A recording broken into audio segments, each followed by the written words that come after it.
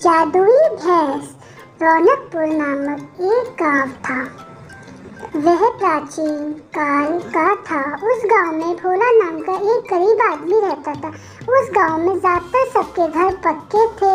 एक भोला ऐसा था जिसका मकान अपनी पत्नी मीनाक्षी के साथ रहता था। भोला के पास कोई काम धंधा नहीं था क्योंकि वो नीची जाति का था, इसलिए गांव वाले उसके साथ बुरा व्यवहार करते थे। अरे अरे, भगवान ने हमारे साथ ये कैसा इंसाफ किया है। सब इंसान तो एक बराबर होते हैं, पर कुछ लोगों की वजह से हमारा समाज जाति में भेदभाव करता है। अरे हाँ, तुम सही बोल रही हो। भगवान ने ये हमारे साथ क्या नाइंसाफी की है। ये जाति क्यों बनाई है? हम सब इंसान तो एक बराबर हैं ना। उसी वक्त भोला वहां से चला जाता है। वो रोज एक पेड़ के नीचे एक भगवान की मूर्ति के पास आया करता था। रोज की तरह आज भी उस पेड़ के नीचे आके बैठ जाता है। वो आज तो वहां रोने लगता है।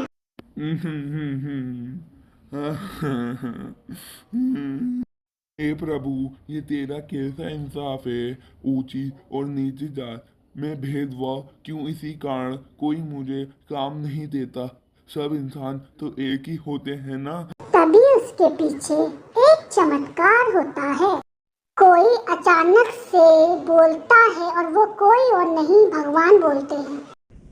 अरे अरे बच्चा, रो नहीं, मैं तुम्हारी भक्ति से बहुत प्रसन्न हुआ। ये लो एक भैंस, इसे तुम अपने साथ ले जाओ।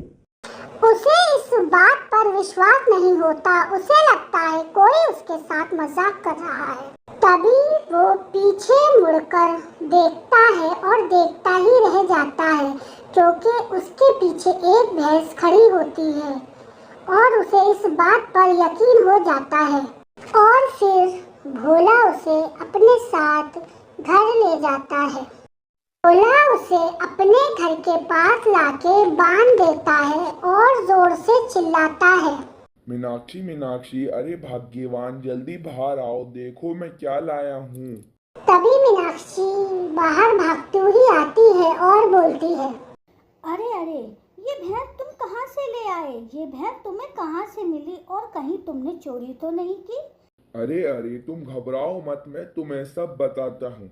मैं रोज एक पेड़ के पास जाकर भगवान से प्रार्थना करता था। मेरी भक्ति से प्रसन्न होकर भगवान ने भैंस मुझे दी है। अरे मीनाक्षी, जरा तुम इस भैंस को देखो। हम इसका दूध बेचकर अपना घर चला सकते हैं। हाँ, तुम सही कह रहे हो। हम इसका दूध बेचा करेंगे और हमारी गरीबी दूर हो जाएगी। तभी वो भैंस अचानक से बोल पड़ती है, अरे अरे मूर्खों, मैं कोई साधारण भैंस नहीं हूँ, मैं जादुई भैंस हूँ। और क्या तुम मेरा जादुई कमाल देखना चाहोगे? और भोला बोलता है, मैं कैसे मानूं कि तुम जादुई भैंस हो? अगर तुम जादुई भैंस हो तो कोई जादू करके दिखाओ, तब मैं मानूं कि तुम जादुई भैंस हो। और फिर भोला की बात सुनकर भैंस उसको उड़कर दिखाती है। देखिए मेरा कमाल, या कुछ और करके भी दिखाऊं। अब तुम्हें यकीन हुआ कि मैं वाकई में जादुई भैंस हूँ या नहीं, या कुछ और करके दिखाऊं? अरे हाँ, तुम तो सचमुच एक जादुई भैंस हो। भोला गांव के बीचों बीच जाकर जोर से चिल्लाता है, आओ प्यारे बच्चों, मैं तुम्हें इस भैंस की मदद से आसमान की सैर कराता हूँ। भोला के बोलते ही वहां पर बहुत सारे बच्चों की भीड़ लग जाती है। उसमें से एक बच्चा बोलता है, अरे अरे अंकल, ऐसा थोड़ी ना होता है। क्यों आप झूठ बोल रहे हैं? ऐसे थोड़ी ना कोई आसमान की हमें सैर करा सकता है। क्यों झूठ बोल रहे हो अंकल आप? उस बच्चे की बात सुनकर भोला बोलता है, अरे बेटा, मैं आपसे क्यों झूठ बोलूंगा भला?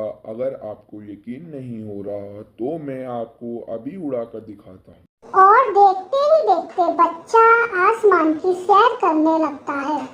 भोला रोज उसी जगह पर आकर बच्चों को आसमान की सैर कराता।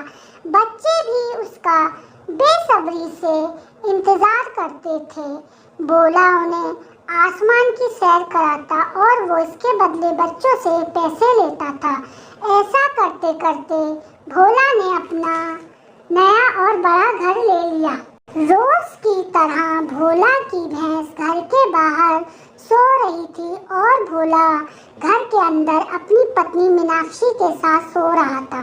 कुछ गांव वालों को भोला की सफलता से जलन होने लगी थी, क्योंकि उन्हें पता चल गया था कि भोला की भैंस कोई साधारण भैंस नहीं बल्कि एक जादुई भैंस है। वो सब उसी जगह इकट्ठे होकर आपस में बातें करते हैं कि हम भोला की भैंस को चुराकर दूसरे गांव ले जाकर बेच देंगे। वो सब मिलकर भोला के घर के बाहर पहुंचते हैं जहां उसकी भैंस सो रही थी। उसमें से एक आदमी भोला की भैंस के पास जाकर बैठ जाता है और उसके गले की रस्सी खोलने लगता है।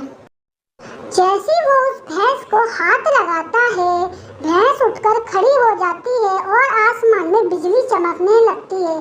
सारे गांव वाले डरकर भाग जाते हैं।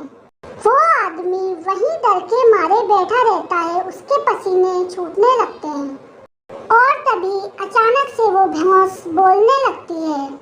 अरे मूर्ख, मैं कोई साधारण भैंस नहीं, मैं एक जादुई भैंस हूँ। तो उसकी सफलता से जलने लगा है, ये मैं तुझे भस्म करती हूँ। इतना ही बोलते ही भैंस से जला देती है। इससे हमें क्या सीख मिलती है? कभी भी किसी की सफलता से जलना नहीं चाहिए।